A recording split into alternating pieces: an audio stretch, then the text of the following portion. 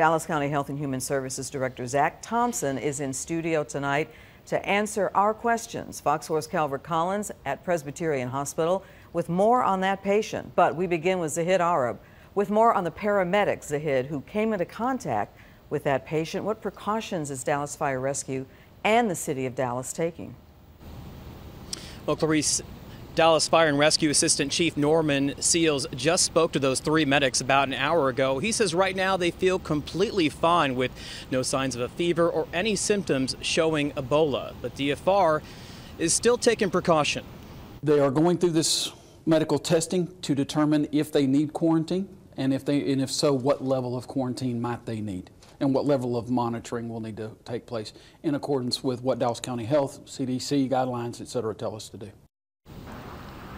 The crew belongs to Station 37. They're in reverse isolation right now, meaning they have to stay home for 21 days just to make sure they weren't exposed to Ebola.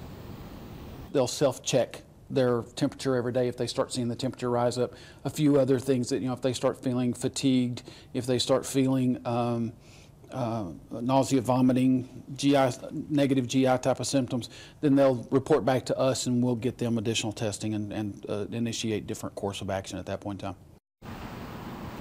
Now they'll only be quarantined if a daily check shows signs of a fever. Friends, family, and others in contact with them will also be monitored by Dallas County Health. On Sunday, DFR says the crew responded to a call for the Ebola patient and treated him on scene for 20 to 30 minutes. It took about 10 minutes to go from the house to the hospital.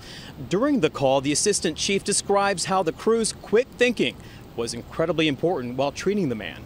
He was exhibiting signs and symptoms that would be consistent, according to their documentation, that would be consistent with Ebola or something along those lines. But of course, that could also be other type of situations as well. The medics actually recognized early in the incident what was going on.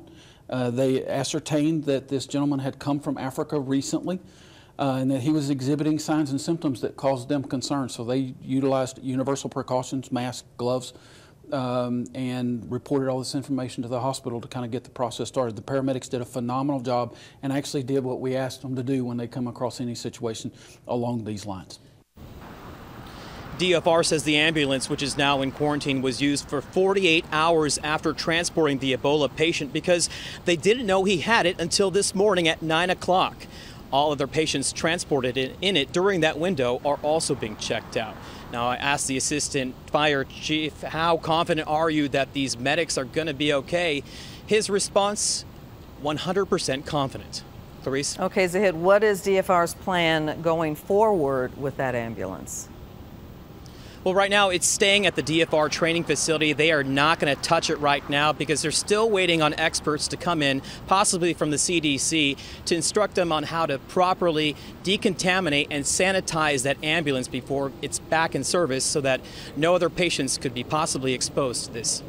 Clarice? All right, Zahid Arab reporting live. Thank you.